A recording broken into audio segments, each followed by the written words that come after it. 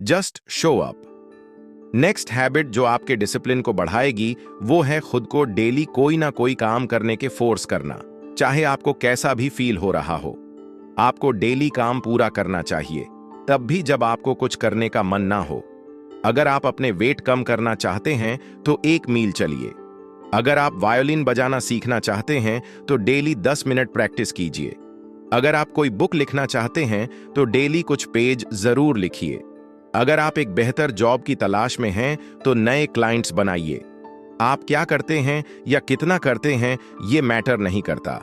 आप अपने एक्शन के नतीजे को कंट्रोल नहीं कर सकते, लेकिन आप अपने एक्शन को जरूर कंट्रोल कर सकते हैं। हर रोज एक ऐसा काम कीजिए जो आपको आपके सपनों के करीब ले जाए। अगर आप कंसिस्टेंट रहते हैं तो आप अपने कॉम्पिटिटर्स से 90% आगे निकल सकते हैं। ज्यादातर लोगों में स्किल की कमी होती है या वो कंसिस्टेंट रहने में पीछे रह जाते हैं। वो कुछ लिखने, पढ़ने या काम करने के लिए मोटिवेशन मिलने का इंतजार करते रहते हैं।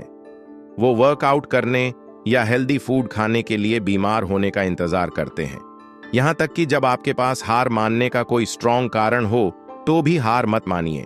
आप चाहे अपने सपने पूरे करने के लिए सुबह जल्दी ना उठना चाहें तो भी उठिए। यहां तक कि अगर आपको लगता है कि आप में वो स्किल्स नहीं हैं जो आपको सक्सेस दिला सकती हैं, तो भी कोशिश करते रहिए। थॉमस एडिसन एक जाने माने जीनियस थे। अपने बेमिसाल इन्वेंशन के बावजूद उन्हें लगता था उन्हें सक्सेस उनके एक्स्ट्रा ऑर्डिनरी टैलेंट की वजह से नहीं मिली थी। वो बाकियों से ज्यादा इंटेलिजेंट नहीं थे, उनकी इमेजिनेशन इतनी भी कमाल की नहीं थी और उन्होंने कभी भी अपने इन्वेंशन के बारे में सोचा तक नहीं था। एडिसन मानते थे कि उनकी सक्सेस का सीक्रेट था लगातार अपने काम में लगे रहना। वो अपना काम स्टार्ट करने के लिए किसी इंस्पिरेशन का इंतजार नहीं करते थे। वो तब भी काम करते रहते थे जब उनके पास करने के लिए कुछ नहीं होता था। एडिसन मानते थे कि अगर उनके लैब में कोई ग्रेट आइडिया आता है तो उसे पकड़ने के लिए उन्हें वहां मौजूद रहना चाहिए। अगर वो वहां नहीं होंगे तो कोई और बाजी मार ले जाएगा। एडिसन मानते थे कि टैलेंट या जीनियस हमारी लाइफ में हमेशा प्रेजेंट होता है। डेली हार्ड वर्क करके और इमोशंस को कंट्रोल करके हम अपने ऑर्डिनरी काम को भी ग्रेटनेस अचीव करने का मौका बना सकते हैं। एडिसन कुछ इन्वेंट करने के लिए इंस्पायर नहीं हुए थे, वो बस हमेशा ऐसे सॉल्यूशन ढूंढने की कोशिश करते थे जिससे हमारी लाइफ पहले से बेहतर हो सके। लाओ गेहरिग इसका एक और ग्रेट एग्जाम्पल हैं।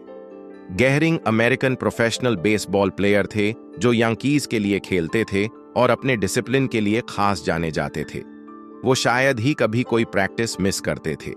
यहां तक कि चोट लगने या थकान होने के बावजूद भी वो बड़ी मेहनत से अपने स्किल्स को इंप्रूव करने की कोशिश किया करते। गेहरिग अपने इमोशंस पर भी कंट्रोल रखते थे।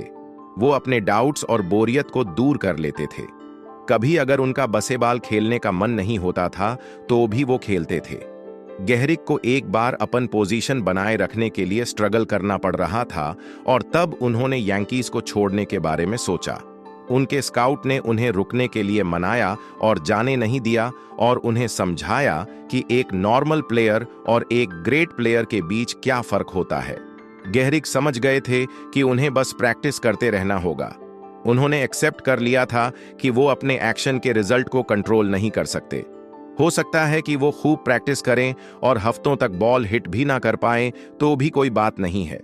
आप अपने काम में कितने अच्छे हैं इस बात से ज्यादा फर्क नहीं पड़ता। हार्ड वर्क और कंसिस्टेंसी के सामने टैलेंट फीका पड़ जाता है। यहां तक कि अगर आप अनइंस्पायर्ड और डाउटफुल फील करें तो भी अपने भी दिल की मत सुनिए और डिस्ट्रैक्ट होने के बावजूद अपना काम करते रहिए। हमेशा याद रखिए कि कुछ करना कुछ ना करने से कहीं ज्यादा बेहतर होता है। चाहे आप दुनिया के सबसे इंटेलिजेंट इंसान ही क्यों ना हो तो भी आप डिसिप्लिन के बिना जीत नहीं सकते। एक दिन प्रोडक्टिव और इंस्पायर्ड होने से आप अपने ड्रीम्स पूरे नहीं कर सकते। आपको धीरे धीरे और लगातार अपना मोमेंटम बनाना होगा।